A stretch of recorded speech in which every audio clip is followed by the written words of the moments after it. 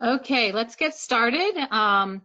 Thank you so much for joining our media training. This is Antonia Herzog from Physicians for Social Responsibility. I'm the Climate and Energy Program Manager in our national office. And we have with us today our media manager, Olivia Albertstein. She'll be talking to you today about LTEs, op-eds, and talking to reporters, giving you pointers on how to go about doing this.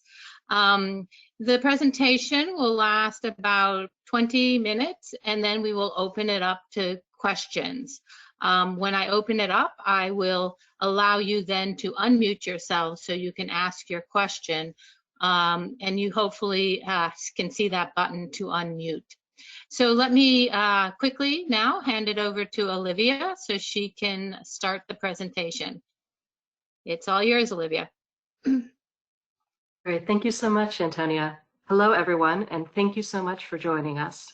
Today, we're going to be talking about letters to the editor, op-eds, and talking to reporters.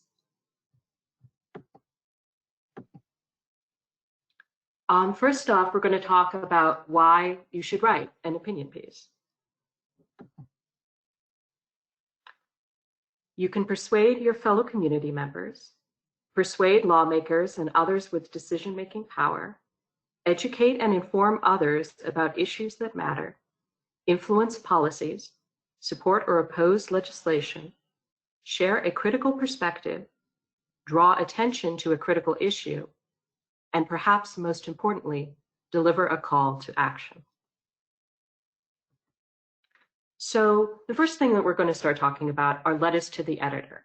Now, as you can see from this Calvin and Hobbes cartoon, letters to the editor sometimes have a reputation for traditionally being something that you write when you're really angry or upset and you want to give a newspaper or an outlet a piece of your mind.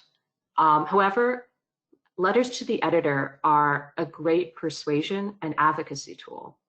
And while you might think that a letter to the editor to the New York Times or the Washington Post might have particular weight, often we actually find that writing to your state or local outlet can have an incredible impact, especially on decision makers who are specifically looking to hear the viewpoints of their own constituents. A letter to the editor is short, sweet, and to the point. Letters to the editor are typically 200 to 300 words max, although this particular word count may vary depending on the outlet. Always check the submission instructions. A letter to the editor references an article that was previously published by the target news outlet, or it references a timely news hook, ideally in the first sentence of the LTE. Most editors prefer that LTEs are submitted by local authors, unless they are a national or a syndicated outlet.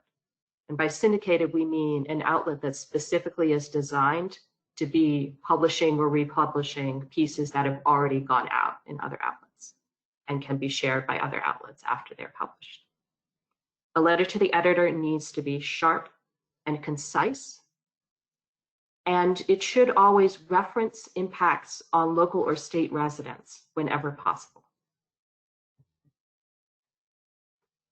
So like I said, this is a quick letter to the editor checklist, and we will be sending around these slides after the presentation so that you can reference them. So don't worry about copying down or writing notes, because we know it's a lot. But for our particular checklist, we always say, start the letter by referencing a relevant article published by the outlet or a relevant news item. State your main point or call to action in the first or second paragraph. People should know what you're talking about first and foremost, and about the most important thing that you want to say. Whenever possible, you should weave in local issues or impacts on local and state residents. And always use smaller words and plain spun English. Avoid jargon or long lists of names or numbers or factoids. If you do choose to mention a couple of factoids, always back up your claims with sources. Hyperlinks are fine, footnotes are not. Keep it concise and focus on what matters most. Do not veer too far away from your main point. Make sure that the flow of your piece is such that people can remember what the most important thing is in the piece as they're reading it. And remember who your target audience is. If you're trying to get the attention of a particular lawmaker, consider referencing that lawmaker by name so that when it shows up as a press clipping, their office might be able to see that.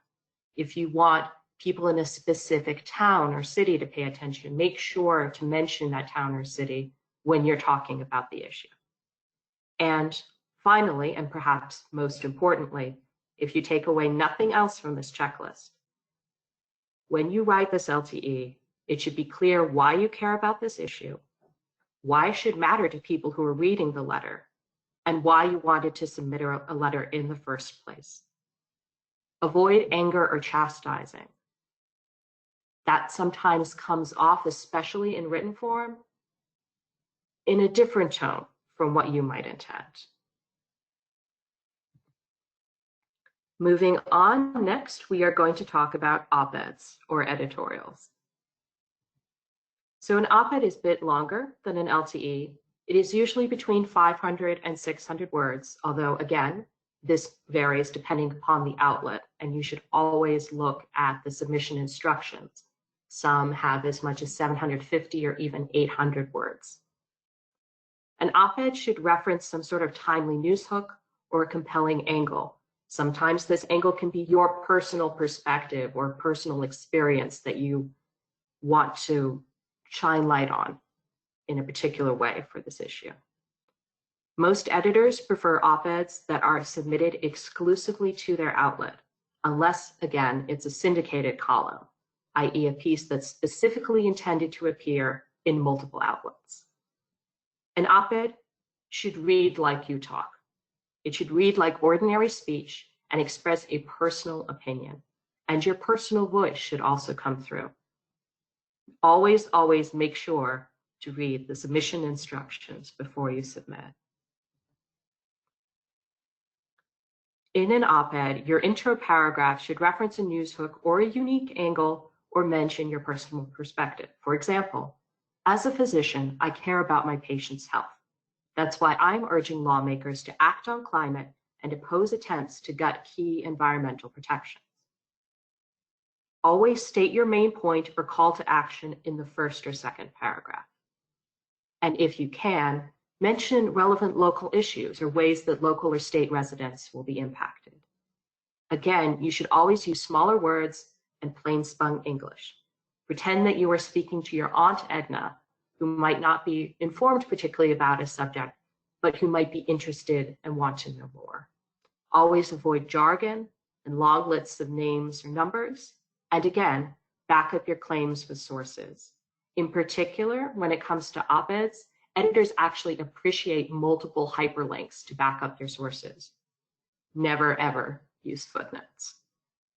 And once again, keep it concise and focus on what matters most. And unlike an LTE, an op-ed also has opportunity for a conclusion at the end. Don't forget to include a call to action at the end of your piece as well as at the beginning. Remember who your target audience is. Again, use phrases to draw their attention. Mention people specifically by name if you want them to be more likely to read your piece.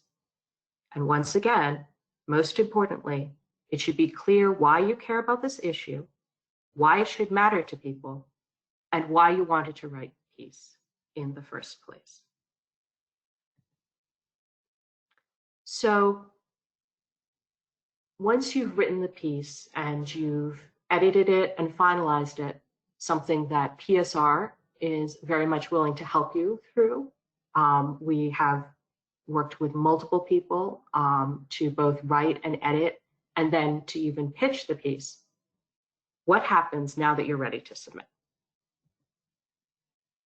So the first and foremost thing is to always read the instructions. These are usually found on the outlet's website. For example, you may need to list your telephone number or include a photo of yourself, or to only submit your piece as text in an email instead of as an attachment. Always pay attention to these requirements because they help editors filter out and reject pieces automatically. Most outlets will tell you to submit a piece to a generic email address. Our piece of advice for you as a pro tip is to always look up the opinion editor's email address and send your piece to both the generic email address and that editor's personal email address as well. Another pro tip is to mention in your email that you are submitting the piece exclusively for consideration for publication to that outlet. Or if it is a piece that is allowed to be republished and the outlet accepts republished submissions, mention that explicitly. And then set a deadline for the editor to get back to you.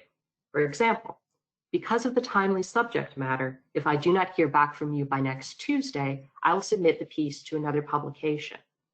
More often than not, this can speed up the process by which they respond to you and get back to you.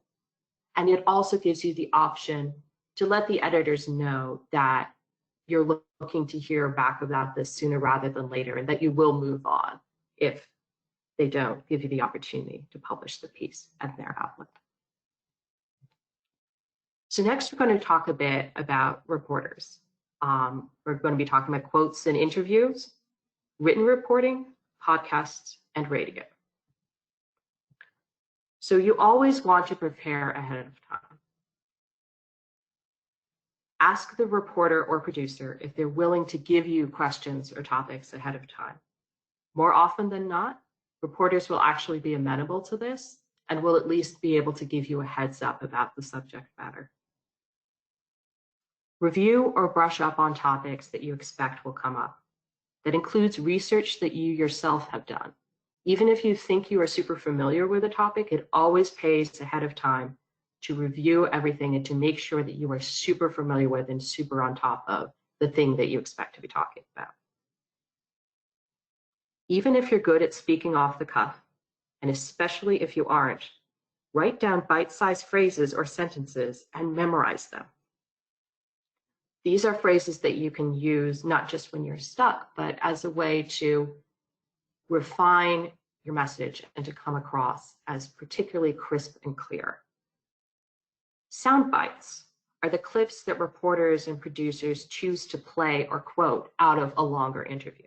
Sometimes you'll have your entire interview is quoted, and that's fantastic. Other times they're looking for just a very short excerpt.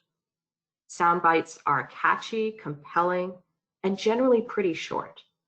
Create a couple of catchphrases of your own, or feel free to borrow some of PSR's that are particularly compelling and snazzy. And once again, be concise.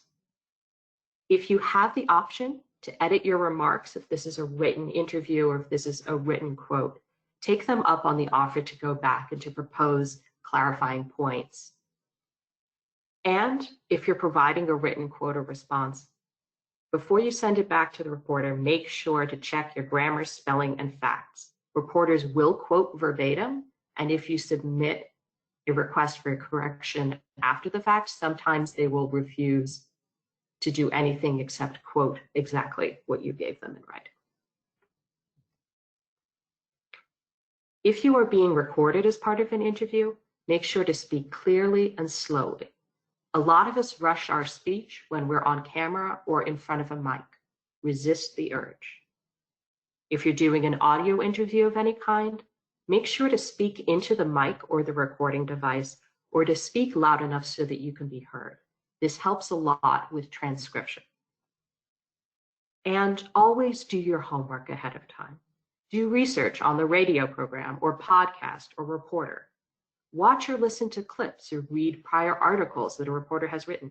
Read people's bios, find out about points of connection. Sometimes you might see somebody is a marine biologist and then went out after several decades of research to do reporting, something like that. That can help you prepare ahead of time. It also can help you if you find out that your radio or podcast or written interview might be a bit more hostile than you were expecting. If you see these things ahead of time, you can know to anticipate some gotcha questions that a reporter might ask you. This next tip is something that is particularly painful for a lot of people, but it is especially important. Have someone record you and play back the clip.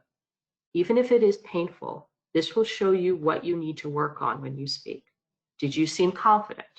Did you pause or use too many ums? Did you spend too long on a question? These are issues that you can iron out ahead of time by listening to a recording of yourself speaking and identifying specific issues to remember to work on. When it comes to podcasts are a lot more casual, and humor and sass is actually encouraged. A lot of podcasts are trying to cut through the jargon. They welcome personal perspectives, and humor is a great way to counter a complex or distressing topic. So if you're comfortable doing that, feel free to use it. And even if you are not being recorded on camera, practice active listening when you're not speaking. It will come through on the recording. It is also okay to repeat or re-emphasize a point. Don't be afraid to fall back on your pre-prepared phrase or sentence, or to pivot back to one. Lather, rinse, repeat is one of the most popular phrases in the communication strategy community, and there's a reason why we come back to it. People will remember those repeated phrases. It's actually not a bad thing to say something more than once.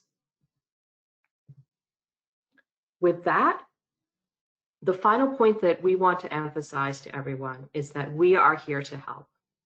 When in doubt, you should always feel free to reach out to PSR national staff for assistance.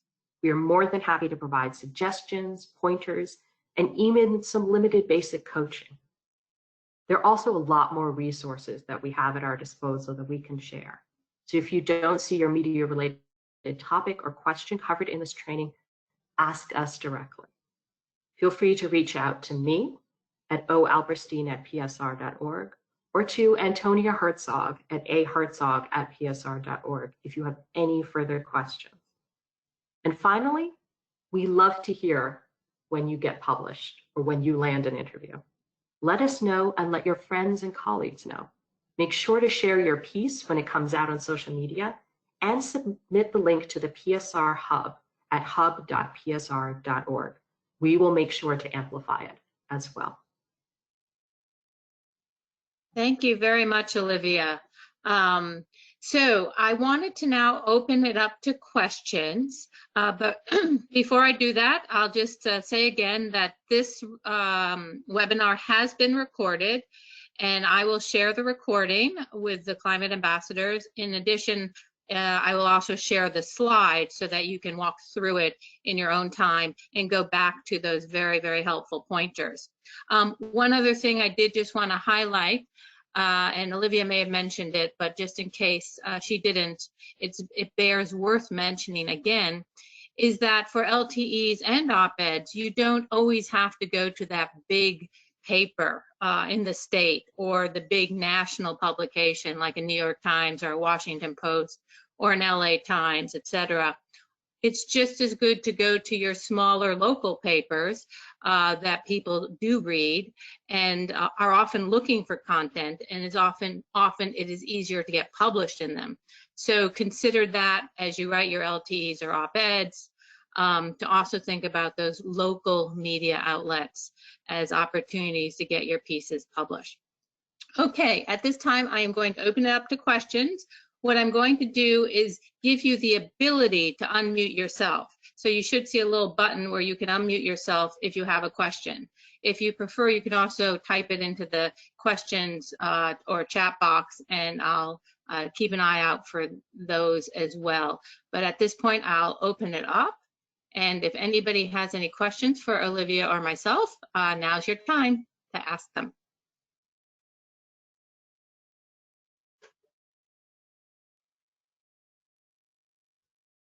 Or if anybody wants to share any experiences they've had trying to write or submit and publish LTEs or op-eds, that would also be great to hear.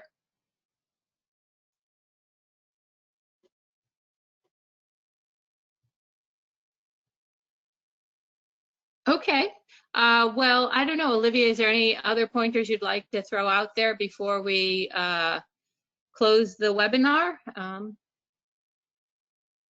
I would just say, I think from some of the people that are on this call, some of you have had experiences submitting LTEs or op-eds, but for those of you who may not have, always feel free to reach out to us ahead of time if you think that there's a topic out there, or even if you're not really sure what topic you want to write about. If you are a climate ambassador, Antonia is going to be sending out various different requests. That may be to submit an LTE or an op-ed on a specific topic.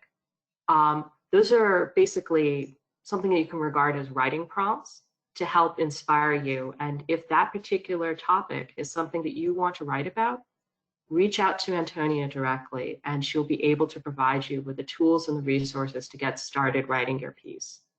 The PSR staff are always here to help. And even if you're not quite sure what your authorial voice is or whether you have enough authority to write on a topic, you always have enough authority to write on a topic. I am the voice of experience when it comes to that. I've written multiple pieces on topics that I am not a perfect expert in.